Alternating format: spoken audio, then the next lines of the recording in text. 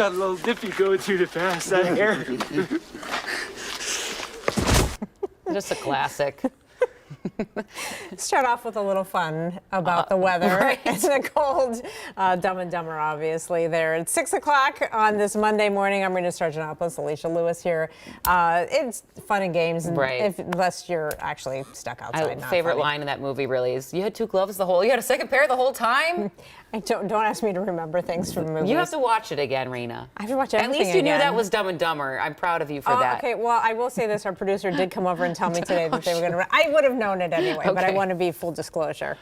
It's good to start with humor, Guy, on a day like today when it is so cold, and we You just have have to to. deal. We have to deal with it. Oh yeah, you have to. I mean, I'm over here, bringing you your forecast outside. I mean, we're one of few stations that do that in the country, and you just got to laugh it off. At least you can prepare for the frigid temps with layers. It's a whole different case scenario when dealing with extreme heat. You only could take off but so much clothes. So, at least you can layer up and be ready. I feel fine. I've been out, bringing you your forecast in these temperatures all morning, and I feel okay. I got my layers on. So wind chill advisories coating Wisconsin, Minnesota, wind chill warnings north and west. It could feel as low as 45 below north and west where you see that wind chill warning. And we are finding wind chills already falling in that range right now. And we could even see some wind chills fall as low as 40 below in wind chill advisory spots. Now, right now it feels like 19 below. Dress for that, your current temperature at -5. Here's a look at your temps and wind chills throughout the day today. So again, dress for the chill. And I'll let you know when temperatures warm up in the 7-day coming up. Thank you, Guy. 6:02 as you're getting ready to head out. We've been tracking this one crash. You can see the icon there.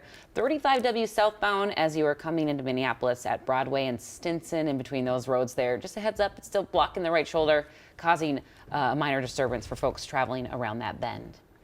Well, this morning, if you do have to head out, there's no doubt that you're going to be putting on a lot of layers this morning. Yeah, and it's hard for us to cover these sorts of stories and not tell you everything that you already know. I mean, you Right. live here, you know how to dress for this, right? But our Jennifer Austin is a lifelong Minnesotan, and she set out to find out some weather tidbits that she's never heard of. So maybe, hopefully, you've never heard of, and she can teach you something right now. Hi, Jen. Yeah, hey, I'm learning this morning, so at least that makes one of us, right? Hey, first thing, you probably heard, you lose the most heat from your head. Guess what? It's actually not true. It's important to wear a hat, of course, but your head doesn't lose substantially more heat than any other uncovered part of your body. It's according to this study we found, saying that you lose about 10% of your body heat through your head, which makes sense if you think about it. Your head's about 10% of the surface area of your body. So bottom line, any area of your body that is not covered up in the cold is going to lose the most heat. All right, so let's talk layering. I found this super interesting article from the website Vox about how to layer properly in the winter. They actually interviewed an Arctic researcher about the best way to do that. So she said, make sure the layer closest to your skin is made of synthetic fabrics or merino wool, moisture wicking, because any sort of sweat, bad news when it's this cold. Also, you want to make sure your layers are loose. I'm going to show you mine here this morning. Why do you want to make sure they're loose? Because it's actually not the fabric that's keeping you warm. It is the insulated air in between. So super important, make sure those layers are loose. Another thing, you don't want to put so many layers on that you're walking around like this, because if you cut off circulation to any area of your body, that's going to be bad for hypothermia. You want to keep that circulation going. One other thing, okay, you probably grab your hot cup of something when you're heading outdoors and it's cold. You think that keeps you warm, and it does a little bit, but there's actually a better option for beverages that keep your body temperature up. We're going to talk about it coming up in 30 minutes. Good stuff. I think she also needs a full face mask. What is that called? Baklava? Yeah. No, that's the dessert. Greek dessert. That's I'll wear it. It's Greek dessert. Which is also delicious. It can be used to keep you warm by adding extra layers of fat. Balaclava. All right, Jen. We'll get you one of those. All right. 6:04. Well, we're joking about it, but the cold can actually be life-threatening for people who don't have a place to stay warm. That's why places like Avivo Village are doing what they can to help. The indoor tiny home shelter in Minneapolis has space for 100 people. It is at full capacity. St. Paul Opportunity Center also helping a high number of people and are reminding others of this.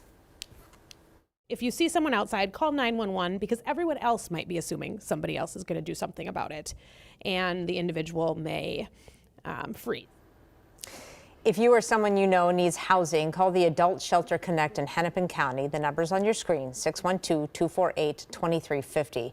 Also, you can call 211 and connect to people who have immediate resources for housing and other services. Again, that number is 211 for 24/7 help. Today's another day you're going to need the KARE 11 weather app. You can use it to get personalized forecasts for wherever you're going. It is free wherever you get your apps.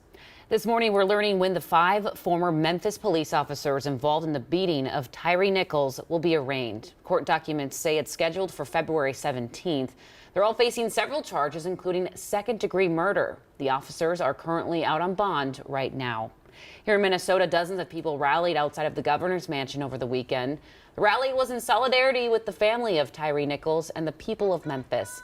On Friday, Memphis police shared body camera and surveillance video showing the beating that killed him.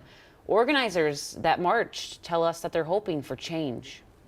Bring awareness to how deadly it is when black people have encounters with police in the United States, and to demand not just reform but transformational changes. They told us they're holding a rally later this week for Amir Locke. He was killed last February while Minneapolis police served a no-knock warrant during a homicide investigation. Well, this morning, a bill that would protect abortion rights in Minnesota's law is now headed to Governor Walz's desk, and he said he's ready to sign it. It's called the Protect Reproductive Options Act, or PRO Act. Cece Gaines is in the newsroom breaking down the impact it could have on people across the state. Good morning, Cece. Good morning. Well, over the weekend, it narrowly passed the Senate. Now, this bill would establish that every individual has a fundamental right to make decisions about their own reproductive health, including abortion and contraception. This comes in response to the Supreme Court overturning Roe v. Wade last year. Abortion is already legal here in Minnesota because of a 1995 state Supreme Court decision, but supporters of the bill wanted to make sure that those protections wouldn't be able to be overturned by any future court. Experts say, though, that Republicans could make this a major issue during the 2024 state legislative elections. Legally, there's not a lot they can do at this point because the act, again, assuming it's signed into law, basically protects abortion rights. It also prevents local governments from being able to enact any laws to be able to do anything. So it's really the legal options are foreclosed at the state level. Of course, future lawmakers could always pass bills to make some changes. Coming up in 30 minutes, we're going to hear how both sides of the aisle feel about this bill, guys. All right, Cece, we'll check back soon. Thanks. Well, today, healthcare workers at U of M medical students are voicing their concerns about the proposed merger between Fairview Health Services and Sanford Health. If the merger goes through, the two companies would combine on March 31st. They agreed to merge 2 months ago, something they also tried to do 10 years ago. It faced sharp criticism then because mega mergers could potentially lead to worse patient care and higher costs. Minnesota Attorney General Keith Ellison is asking to delay the merger, calling the current timeline a, quote, concern. As he waits for a formal response from Fairview and Sanford, he's holding another listening session tomorrow in Grand Rapids. Members of the East Phillips community in Minneapolis are still fighting the demolition at the Roof Depot site. They're voicing their concerns about the demolition of the warehouse at the intersection of Longfellow and 28th Street East. Minneapolis City Council approved the demolition last week. Part of the vote was a compromise, 3 acres to the community who originally wanted to transform that building into an indoor urban farm. It's going to be community owned, meaning 1/3 owned by community members, 1/3 owned by the tenants, and 1/3 owned by private investors. So the idea is that this community has a chance to own real estate and start creating generational wealth. Some people are worried demolishing it will stir up any potential pollutants that are still in the ground. The EPA reported finding high levels of arsenic in the soil from a pesticide company in the 90s. Well, gas prices are going up once again. Take a look at this. AAA just releasing brand new numbers. So right now today, if you're going to fill up, if you left it on E, you're going to be hitting $3.41 a gallon for a regular gallon of gas here in the Twin Cities, which is less than the national average of $3.50.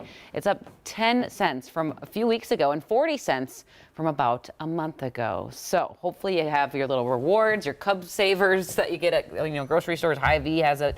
Costco has Your it. Upside app that you did a story Your on? Upside app, if you have that, yeah, try to save when you can because it's going up. It sure is. All right, turning now to weather. It's going to be very, very cold outside. We're talking about bitter temperatures. We've been talking about it all morning long.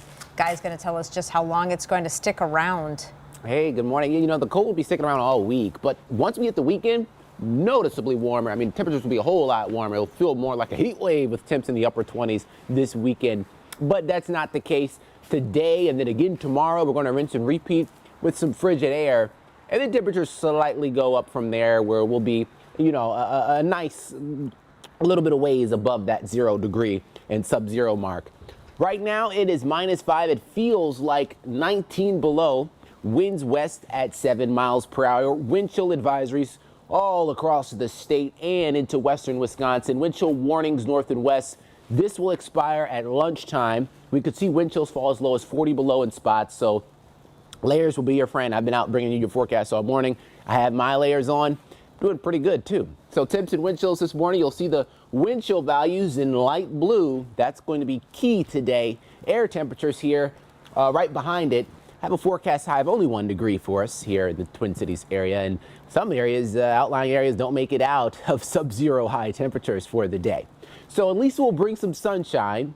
That's a plus. We'll have that vitamin D going around, nice and sunny and bright, crystal blue skies today. Winds west 5 to around 10 miles per hour throughout the course of the day. Now tonight, another cold one, another frigid one. We're going to see lows fall well below 0. Wind chills right back down there, 15 below, 25 below.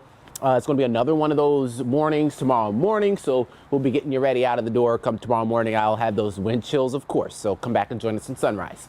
Here's your 3-day forecast. 11 below tomorrow for the low and 11 for the forecast high. And warmer Wednesday, 0 waking up temps, and 18 for Wednesday afternoon. Guy, thank you. Well, a change is coming to the Golden Arches. Yeah, the new product McDonald's is testing out to try and be more environmentally friendly. Then a Twin Cities elementary school making better lunch decisions. And it's the kids that are making the choices. The push at the school at 6:15.